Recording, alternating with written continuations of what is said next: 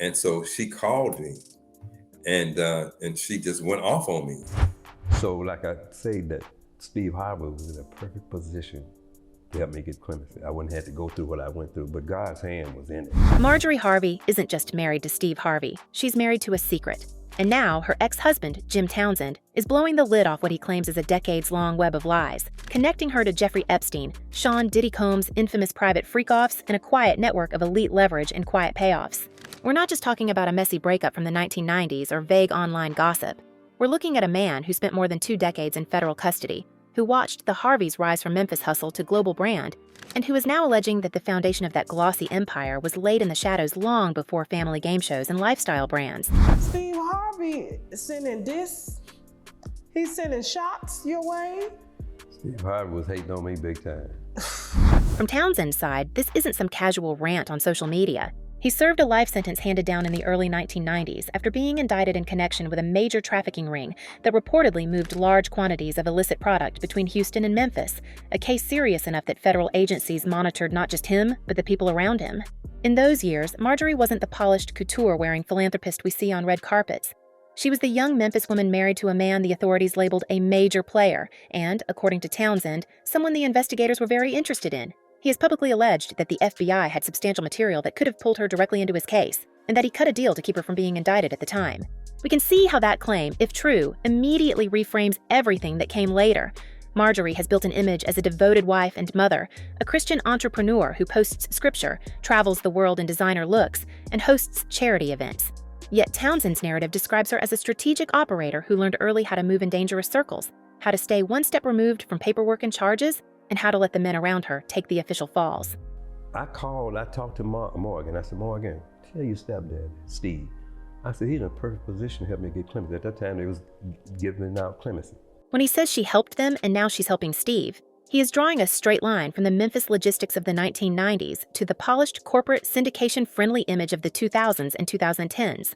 The urgency now is about timing. Townsend's memoir, Snakes in the Garden, which he began writing while still in prison and released years after his 2017 presidential pardon, lands in a media environment obsessed with unsealed Epstein material, a federal case that sent Diddy from private jets to a treatment program inside a New Jersey federal facility, and public fatigue with carefully curated celebrity marriages. In early November 2025, U.S. lawmakers released more than 20,000 pages of Epstein-related documents, including email exchanges where the financier mentions Donald Trump as the dog that never barked, and where names of alleged victims were initially redacted, then exposed in fuller versions of the files. Again, there was new names in some of the emails that I think investigators need to look at. In particular, I jumped on the name of a modeling agent who, in a similar fashion to Jean-Luc Brunel, who brought underage girls from overseas to Jeffrey Epstein for abuse. There was another man. What was interesting about this other individual is that he also apparently provided young models for Donald Trump's modeling agency. Those papers do not prove a master list of every person tied to Epstein's network, but they reignited questions about who got named, who got blurred out, and who never appeared at all. Industry sources now frame Townsend's new round of claims as a ticking clock for the Harveys. On one side, there is a man who says he once bargained with federal agents to shield Marjorie. On the other, there is a power couple determined to shut that narrative down before it links their names to the same ecosystem that has already taken down billionaires, royals, and a hip-hop magnate. We have already seen Steve and Marjorie forced to address cheating rumors in 2023, when online commentators accused her of stepping out with their bodyguard and a family chef. See, I had 5 years of probation on that. Yeah. But Obama administration took that off of me. At InvestFest in Atlanta, Steve stood on stage and told the crowd, "I'm fine, Marjorie fine," brushing off the talk as foolishness they refused to dignify. Marjorie, for her part, posted a religious blog about how to handle being lied about and framed herself as a woman under attack for her blessings. But Townsend's angle hits in a completely different lane. This isn't about a bodyguard or an Instagram unfollow. This is about federal case files, presidential pardons, and a pattern of proximity to men whose names are now locked to some of the darkest headlines of the last decade. Before she ever stood beside Steve on a red carpet, Marjorie was linked not just to Townsend, but later to another man, Donald Woods, described in multiple reports as a trafficker and alleged relative of Townsend. Between those 2 marriages came 3 children, Morgan and Jason with Townsend, and Lori with Woods, the same Lori who would later become a fixture on blogs for being photographed on vacation with Diddy and Cabo in Italy in 2019, sitting at tables where Steve and Marjorie were also present. We cannot ignore how that connection looks in hindsight. her mother is 54 years old. Her mother is 5 years older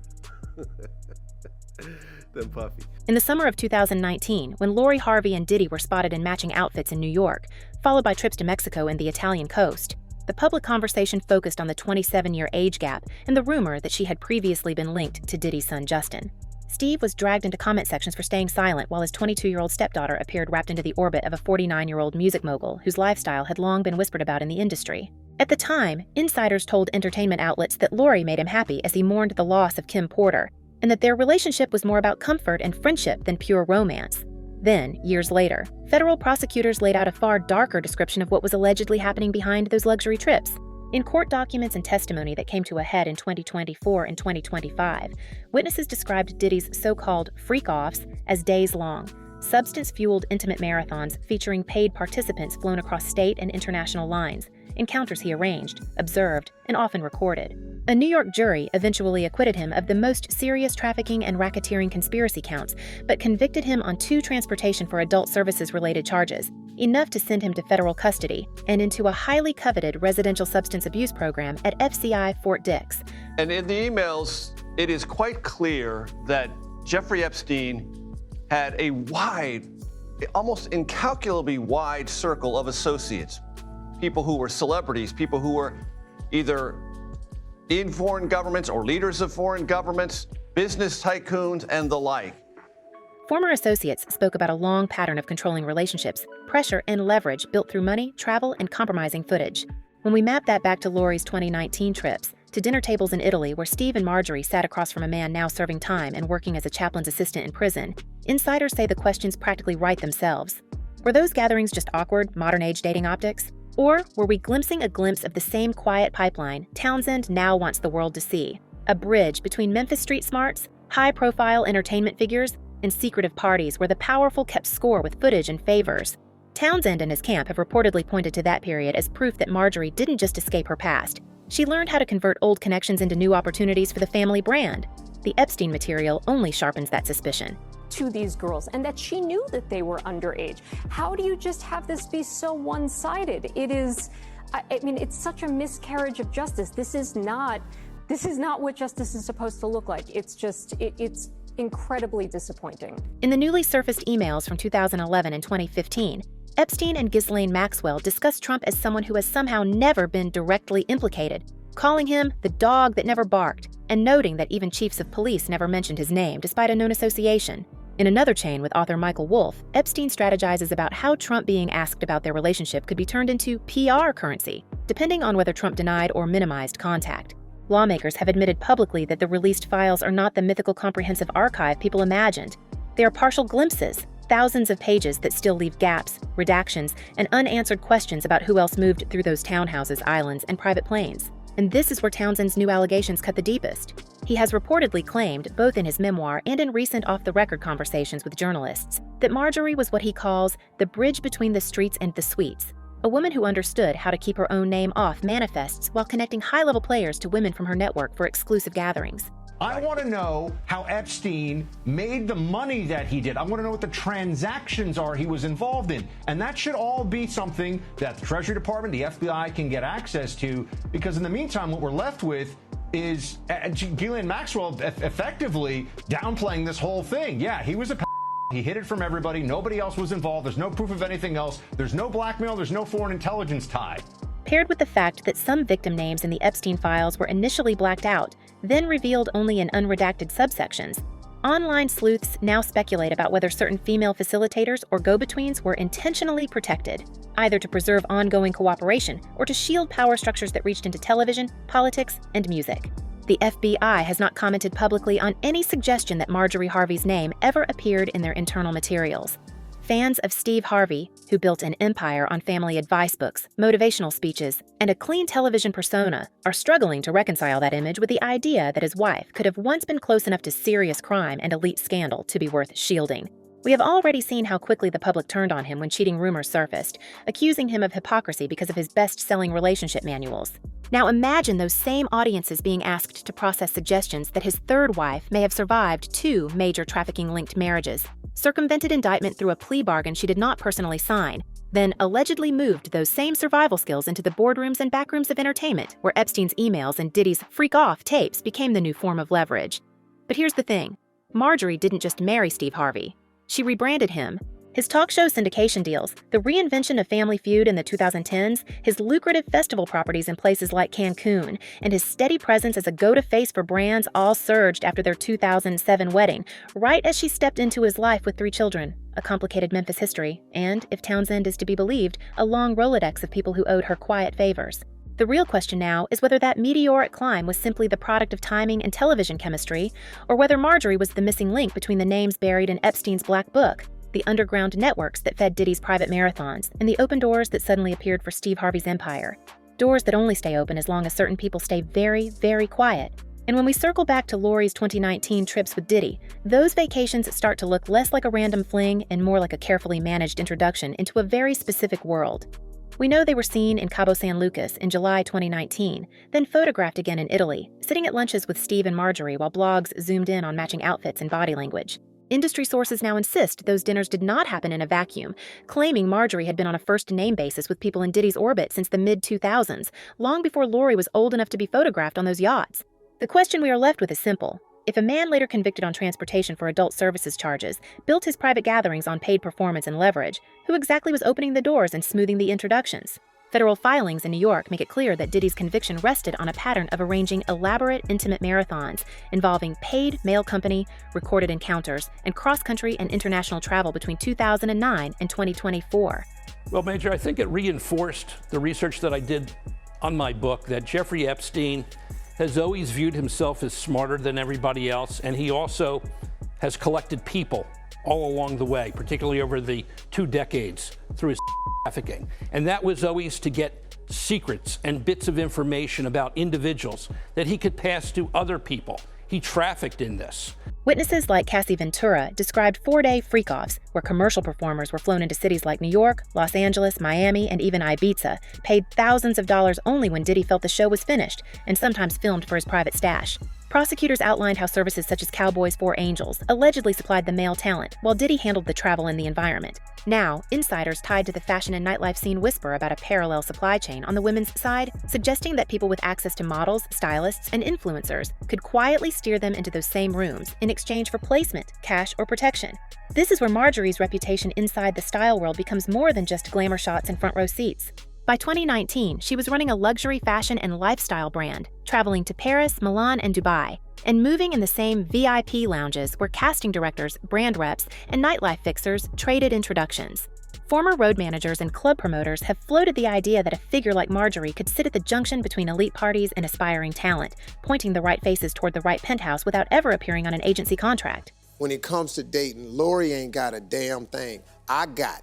None of this has been confirmed by court documents, and Diddy's legal team has not named her in any filings, but the overlap between her fashion pipeline and his now exposed private events is exactly the kind of gray zone Townsend wants people to look at. Then there's the pattern that keeps coming up when we track Marjorie's past partners. Her first husband, Jim Townsend, was not just a corner hustler. Reports describe him as a major operator in a smuggling ring, moving large quantities of illegal product between Houston and Memphis in the early 1990s. He was arrested while attempting to buy dozens of kilos and handed a life sentence, only leaving prison after an 11th-hour pardon in 2017. Her second husband, Donald Woods, the man later identified as Lori's biological father, has also been described in coverage as a kingpin tied to trafficking operations, and allegedly even a distant relative of Townsend. 2 men, 2 criminal empires, both deeply embedded in the shadow economy. Sources close to Townsend argue that this is not coincidence, but strategy. And I'm not bitter or nothing like that, but I am disappointed in Marjorie because you don't sell out to family. Because Steve Harvey may dump you just like he did Mary the next day. They say Marjorie did not just fall in love with the wrong guys. She consistently attached herself to men who moved product, laundered money, and understood how to turn street operations into long-term power. In his own interviews, Townsend has claimed that federal investigators had substantial evidence that could have put her in the dock alongside him, and that he accepted a deal that effectively shielded her from indictment. If that is true, it would mean Marjorie learned very early how proximity without paperwork works, how to be in the room but not on the file, and how to walk away from a collapsing operation with knowledge instead of charges. By the early 2000s, after divorcing Townsend less than 5 years into his sentence and separating from Woods, Marjorie's life visibly pivoted from Memphis backrooms to global front rows.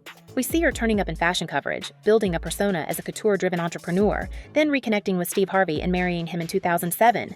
Townsend's camp suggests that this was not just an emotional upgrade. It was a calculated move from street-level structures into a more polished elite network, the same kind of circle that would later appear in unsealed Epstein emails and entertainment industry exposés.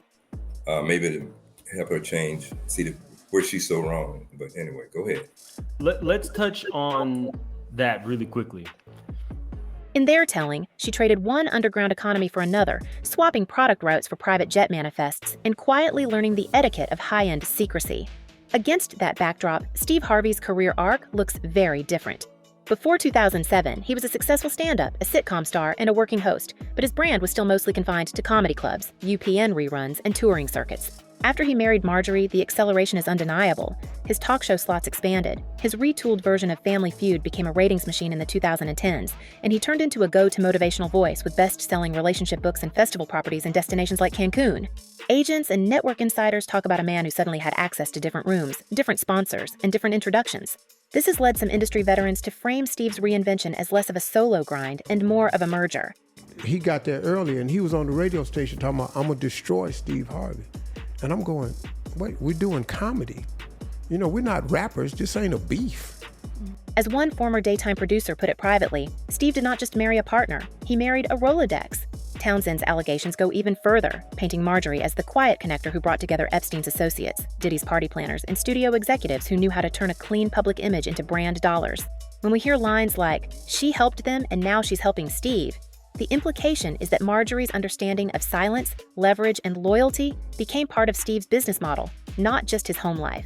That is where his own work starts to look like a paradox. Steve made a fortune telling women how to move in relationships, with titles built around act like a lady advice and talk show segments scolding unfaithful partners and weak boundaries. At the same time, rumors and public accusations have long suggested that his own romantic timeline with Marjorie overlapped with his previous marriage, something both of them have denied. Now, with Townsend resurfacing and tying Marjorie's history to two trafficking-linked husbands, to Epstein's alleged network, and to Diddy's convicted activities, people are asking a sharper question. Was Steve's clean, fatherly persona a brand shield for the far messier deals happening just out of frame? The timing of the Epstein document dump gives that question more weight. Really didn't do anything wrong that are suddenly going to be in the spotlight, and that's just a kind of a strange scenario that we're finding ourselves in. As to why they released it, I mean, look, the grand jury materials, I think, were kind of properly protected by a judge who said, no, it's not enough just that the world's really excited and wants to know kind of scurrilous details about Epstein and Maxwell. The judge, I think, properly respected the statutory protections we have for grand jury materials. In November 2025, House Democrats and Republicans jointly pushed more than 20,000 pages of correspondence and related material from Epstein's estate into the public record. Buried in those files were emails from 2011 and 2015 where Epstein and Ghislaine Maxwell referred to Trump as the dog that never barked, marveling that no police chief had ever publicly tied his name to their scandal, even though, as Epstein put it, a named victim had allegedly spent hours in his home. In another chain, author Michael Wolff and Epstein dissect how a single question on CNN could be flipped into solid PR and political currency, hinting at a culture where answers were tools, not confessions. What has caught conspiracy-minded researchers is not just who is named, but who is blanked out. In early Democratic releases, some victims' names were redacted in the name of privacy, only to appear again in fuller, unedited sections later in the combined archive. That opened the door to a wave of questions about who else might have been shielded: associates, intermediaries, or female facilitators whose cooperation or connections made them more valuable unseen. It is within that fog that Townsend's supporters claim Marjorie's name once lived, arguing, without public proof, that she appeared in sealed victim statements and then vanished behind a black bar when it became clear how much she knew about travel, recruiting, and event logistics. From there, the speculation almost writes itself. Brings it all together with a bow for her, doesn't it? She probably wants to get out early. So I think that we have more digging to do. I think the DOJ transparency effort here is the right thing, but the reason it's on a Friday, Will, is I think there are no smoking guns. There's other places we have to look. If Epstein and Maxwell spoke in code about powerful men as animals that never barked, some online sleuths wonder whether the real cipher was not any one email but a person, the kind of figure who could translate between the language of the streets and the etiquette of penthouse salons. In their theory, Marjorie fits that silhouette perfectly, a woman who survived 2 kingpin marriages, stepped seamlessly into high fashion, and then married a man whose career exploded the moment she entered his life. In that framing, she was the one who knew which private islands were safe, which parties stayed off the books, and which favors could be called in when investigators started circling. Even now, with Diddy in a New Jersey facility working as a chaplain's assistant and enrolled in an intensive treatment program, and with Epstein long gone and Maxwell behind bars, the alleged network they represent does not feel finished. Townsend is out, talking and selling his version of events. Steve is still on stages, insisting his marriage is solid and blessed. Marjorie continues to post devotionals, couture looks, and family vacations. So I just keep going through. But then I'll tell you something too, haters motivate me. Because when they talking about me, that means I'm doing something. So we have to ask, as more files leak and more former insiders decide they are done protecting the past, is Marjorie Harvey's history just a messy origin story for a woman who made it out?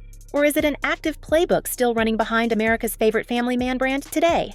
Because if Jim Townsend is telling the truth, then Steve Harvey did not simply marry a woman who once moved in dangerous circles. He may have tied his legacy to a strategist who learned how to turn secrets into access, access into opportunity, and opportunity into an empire that depends on certain names and never fully surfacing. And that leaves us staring at one final uncomfortable possibility, that the real story is not what Marjorie did in Memphis or at those old parties, but what she might still be helping powerful men hide in plain sight. So, what do you think? Is this all a bitter ex rewriting history, or are we only seeing the tip of a machine that has been running the show for years? Let us know what you believe in the comments, stay curious, stay sharp, and until next time, we will be watching who smiles on camera and who stays just out of frame.